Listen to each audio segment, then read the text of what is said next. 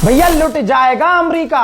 America की आवाम को कैसे लूटा जा रहा है, देखिए मैं अभी बता रहा हूं। बवाल अमेरिका में ऑलरेडी चल रहा है और यह बवाल बढ़ने वाला है इंशाल्लाह। दोस्तों, डोनाल्ड ट्रंप को यह जंग चाहे कितनी भी महंगी पड़ रही हो, बात है इज्जत पे, नाक पे बात आई हुई है। तो दोस्तों, बड़ा अपडेट अब यह है कि जो अमेरिका की रिपब्लिकन्स है, पैसे की पड़ रही है कमी, खर्चा हो रहा है मोटा, तो वो सोच रहे हैं कि जो अमेरिका का मेडिकल हेल्थ केयर है उससे $200 बिलियन कट करके अमेरिकी लोगों का जो हेल्थ केयर सिस्टम है उससे 200 बिलियन पैसा बचाकर ईरान के खिलाफ जंग में लगाया जाए। यह नौबत आ गई है। करते रहो, कोई बात नहीं है। ईरान धड़ल्ले से तेल बेच रहा है, फायदा उसका हो रहा है, खूब पैसा कमा रहा है और अमेरिका चारों तरफ से खसारे में है। उधर सऊदी अरब ने निंदा करी है कि कुवैत में जो एयरपोर्ट पर और अलग अलग जगहों पर ईरान ने हमले किए हैं खतरनाक। अब मैं पूछना चाहता हूं सुअर की शर्मगाहों के बाल से, ये जितने भी अरब है, खासकर ये सऊदी अरब, अबे अभी तक तो तुम ये कह रहे, रोज रिपोर्ट, और मैं दिखाता भी हूं, ऐसा नहीं, ना कोई सऊदी का ऑफिशियल ये नहीं कह सकता भाई हमारी खबर नहीं दिखा रहा। दोनों तरफ की। ये जो एक हफ्ते से तुमने अपने मुल्क में पूरी तरह से कंट्रोल कर लिया है मीडिया पर और लोगों पर, और तुम ये रोज बताते हो कि 5 मिसाइलें कुवैत ने रोक ली, 4 ड्रोन रोक लिए। तो जब सब कुछ रोके ही गए हैं तो ये हजरत जिब्रील हमला कर रहे हैं क्या? अभी ये तुमने कुवैत पर जो हमला किया ईरान ने, हैं, तो तुम तो सारे हमले रोक पा रहे हो। पूरा गल्फ मिलके ईरान की मिसाइलों को रोक रहा है, तो इसका मतलब ईरान तो हमला नहीं कर रहा है। तो तुम ईरान की आलोचना क्यों कर रहे हो भाई? कंडेम क्यों कर रहे हो? चेक कर लो, इजराइल तो नहीं बजा रहा पीछे से। दोस्तों, जॉर्डन का किंग पहुंचा था मोहम्मद बिन सलमान से मिलने। इसके बाद कतर का प्रधानमंत्री भी मोहम्मद बिन सलमान से मिलने सऊदी अरब पहुंच गया। उधर यूएई, जाहिर सी बात है, मैंने पहले ही कहा है कि इलाके में, उस मिडिल ईस्ट में जो यूएई है वो दूसरा इजराइल है।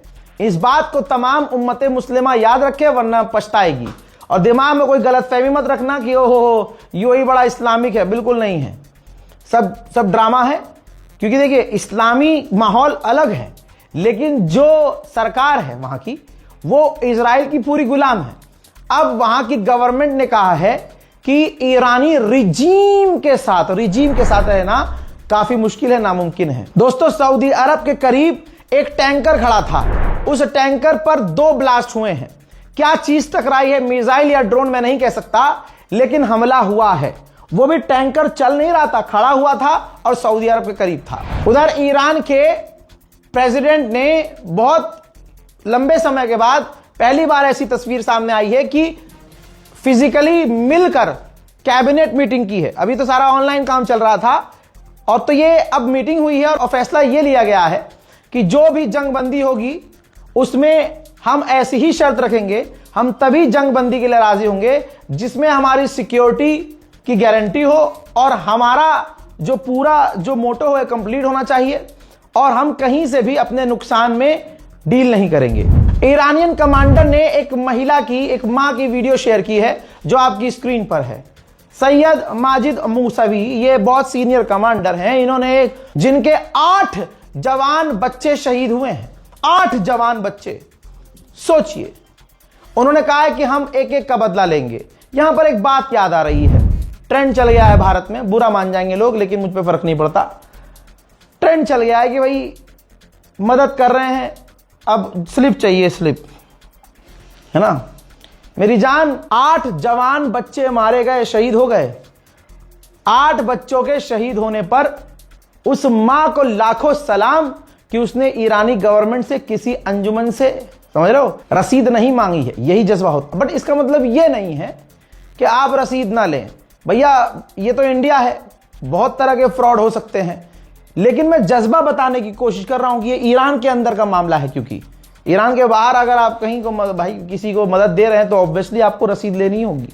लेकिन आपको मैं बता दूं कि ईरान में ये एक मां नहीं है, ऐसी न जाने कितनी माओं ने अपने बच्चों को कुर्बान कर दिया है और पलट के सरकार से एक सवाल नहीं किया, क्योंकि उनको पता है कि उन्होंने करबला वालों की याद में अपने मुल्क को बचाने के लिए, अपने दीन के लिए, अपने मजहब, अपने ईमान के लिए अपने बच्चों को कुर्बान किया है। उधर जहां बार बार दिमाग में यह डाला जाता है गुलाबी सुअर के द्वारा, कल सुबह 7 बजे फिर आगे कह देगा कि हमने ईरान की ड्रोन पावर, ड्रोन मिसाइल, इन सब सिस्टम को उड़ा दिया है, अब वो हमला नहीं कर सकते। ये देखिए, ईरान ने एक बार फिर से एक वीडियो जारी किया है, IRGC ने अल्लाह अकबर के नारे के साथ ड्रोन लॉन्च किए गए हैं। जी हां, कई तरह का ड्रोन दुश्मन की तरफ लॉन्च किया गया है।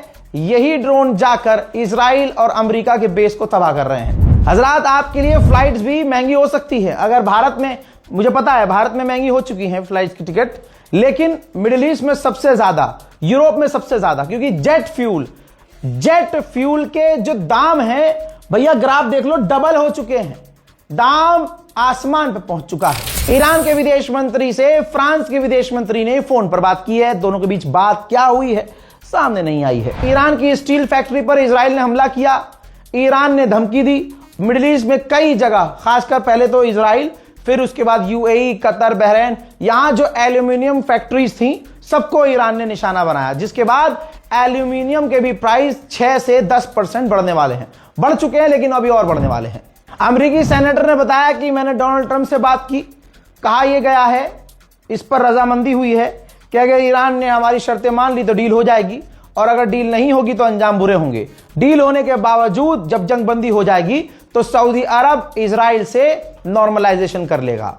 तो दोस्तों, दुनिया के सामने मोहम्मद बिन सलमान का सच आ चुका है, और अब बहाना, सऊदी अरब पूरा बहाना तलाश करता है, हर बार बहाना तलाश करता है कि ये हो जाएगा काम तो मैं डील कर लूंगा, ये काम हो जाएगा तो मैं नेतन्याहू की चूतड़ चाट लूंगा। मतलब ये सऊदी अरब की असलियत है। उधर ईरान के करमनशाह और शेराज पर लगातार हमले अमेरिका और इजराइल दोनों के जारी हैं। कई धमाके देखे और सुने जा सकते हैं।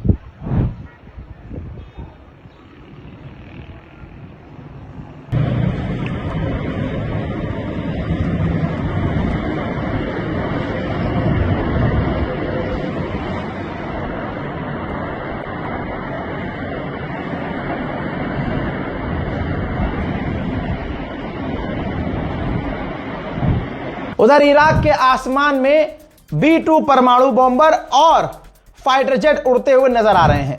यानी यह बात क्लियर है कि अमेरिका अपने सबसे बड़ी ताकत B-2 और B-1 बॉम्बर जैसे परमाणु बॉम्बरों का इस्तेमाल ईरान पर हमला करने के लिए कर रहा है। उधर पाकिस्तान को लपेटा है ईरान ने। भाई साहब, ईरान के प्रवक्ता ने क्लियर कह दिया है कि हमारी किसी से कोई बात नहीं हो रही है। पाकिस्तान को एकदम दूध में से मक्खी की तरह ईरान ने किनारे कर दिया और कह दिया है कि ईरान के हमारे मुद्दे पर हम बात नहीं कर रहे हैं। ये जो अरब देशों से मीडिएशन कर रहा है, बात कर रहा है पाकिस्तान, ये उनका आपसी है, वो खुद की खुद मीटिंग कर रहे हैं, हमारा इसमें कोई फिलहाल रोल नहीं है। सुनिए। هیچ مذاکره مستقیمی تا الان با آمریکا نداشتیم. از آخرین دور مذاکراتی تا الان درخواستایی بسیار زیاده خواهانه و غیر واقع بینانه و غیر منطقی بوده. نشستایی که پاکستان با کشورهای همسایه داره، خب چارچوبی است که خودشون تأسیس کردن. ما در این چارچوب مشارکتی نداشتیم. تنگه هرمز مگر تا قبل از 9 اسفند بسته بود. ایران در همه این سالها، در این چند دهه، نگاهبان رایگان تردد دریانوردی در منطقه خلیج فارس و تنگه هرمز بود. बहरहाल आपने देख लिया कि पाकिस्तान भी कुछ फेमस होने के लिए, अपना नाम, अपना रौला दिखाने के लिए ये सब चीज कर रहा है, क्योंकि ईरान तो कंफर्म नहीं कर रहा है। ईरान के कोई ऑफिशियल, ईरान के किसी भी मिनिस्टर को आप पाकिस्तान के अंदर फिलहाल तक नहीं देख सकते हैं। इस रिपोर्ट पर अपनी राय जरूर लिखिएगा, रिपोर्ट को शेयर कीजिए, चैनल को सब्सक्राइब कीजिए। मैं हूं रजा और आप देख रहे थे रजा अफीन स्क्रिप्टेड। जय हिंद।